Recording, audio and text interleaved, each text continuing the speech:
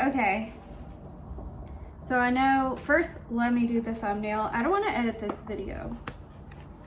It's gonna be kind of like a live stream, but like not live. Let me do the thumbnail.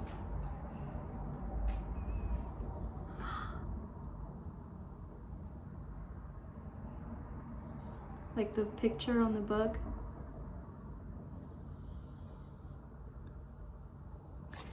Okay, so a lot of y'all didn't know that I actually have a book from my GlitterForever17 days, and it's called GlitterForever17's Delicious Doodle Dreams, and this was published by a company that reached out to me through email when GlitterForever17 was starting to die down a little bit, but I was still getting a lot of views.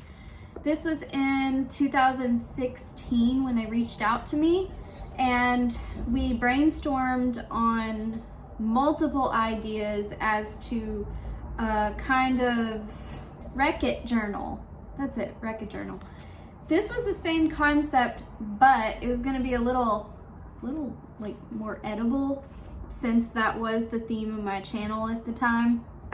And so we came up with an idea for kids who bought the book to kind of use it as a Wreck-It journal, but instead of using like their dirt and handprints and stuff like that on the book, they would use like edible things, like not things that would rot, but things that would be more, I don't know, like maybe sugar or something like that, or macaroni pasta type of shit, you know, stuff that wouldn't actually rot. Because that was something we discussed, was like, yeah, I don't want anybody putting a damn pizza in here or something and it be all like maggots filling the thing up and shit. So that is something we discussed, and it's this company that I was working with. Let's see, what were they called? Oh, the CEO was Tony Raimondo, and he's the one who reached out to me, and his name is in the back of the book. Media Lab Books, that's it. So this is all the information in the back about it, which I don't even know if you can see it, but yeah, it's a very well-made book. This is a very seasoned, old publishing company that I was working with, and they were really awesome, but unfortunately they took so long to produce this book. Look at that. So long to produce the book. It was like over a year of them working on it and re-editing it, which I totally get that, but my Glitter Forever career was definitely dying down at the time, and I knew that once they came out with the book and they said, okay, we got the book finished and everything, then they said, then I was thinking to myself, oh crap, how the hell am I even gonna market this? Because my views are low, you know, I doubt that I would be making any money off the book or being able to promote it, because my views were going down the drain at the time. This is when I was in the lake house, and I even had someone come out and take photos of me for this cover shoot and for all the animations you see in the book. They came out to my lake house, they were in my living room taking photos of me for this actual shoot, and it was fun, but it's like deep down I knew I wouldn't be able, I feel bad because I wouldn't be able to actually produce my end, because they didn't ask me to pay anything to produce this book. They were just hoping that by partnering with me, I'd be able to promote the book and they'd sell like hundreds of thousands of copies, you know, but unfortunately my channel was going downhill at the time. This was not expected when I took on this project because it took so long to get this done, and we just launched it anyway. So I did my best to promote it the best I possibly could, and the book like didn't sell hardly anything, and it was just a flop, you know. It was a flop, it didn't work out, and I knew deep down it wasn't gonna work out, and I felt bad, but they're still selling it on Amazon. It's available on Amazon, barnesandnoble.com, like anywhere that sells books.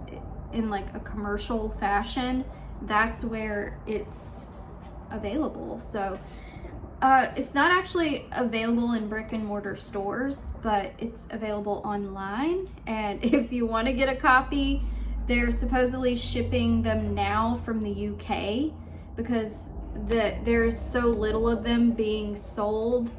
And some of you, I had mentioned this, and some of you actually bought it. I mentioned it in my live stream and y'all bought it, and I was like, oh my gosh, I can't believe you bought that, because it's such a flop, even though it was such a good quality, and I wished that it would have done well. Let me show you some of the pages inside of it. I remember I actually signed all of this. I wrote all of this, and they used my handwriting. That's definitely my handwriting. It's a message to whoever buys the book. Hi, glitter critters. Welcome to my delicious doodle dreams. This book is full of wacky, fun, and yummy doodle ideas straight from my head. The first section is full of edible art ideas, my favorite kind. I highly suggest you tear out the page to create your art and then take a picture to share it on Instagram. So the concept was also to be able to use the hashtag Delicious Doodle Dreams or something like that, to where all the kids who bought the book would share it. So therefore it would get even more promo. But unfortunately, yeah, that didn't work out. I had some buy it and share it, but it wasn't much. I think I had the sales were so bad. I think I only got like maybe 30 sales, and that's just being nice. Maybe 20, 30 sales, which is really sad, but this is where you would write your name. And also my whole brand was going down the toilet at that point. And I was kind of just wanting to troll so I could make some money, and it wasn't good for the promotion of this book. It's a beautiful book, very well printed and edited. Like, kids would actually like this. Let's see, like for example, I want to show one of the things that I came up with, one of my ideas for this book. Here it is. They have like these very unflattering animations of me in this book. Like, bitch, you could have at least given me a fucking chin, you know? At least my titties look pretty big, right? Let's see, here we go. So this was a concept I came up with, for example.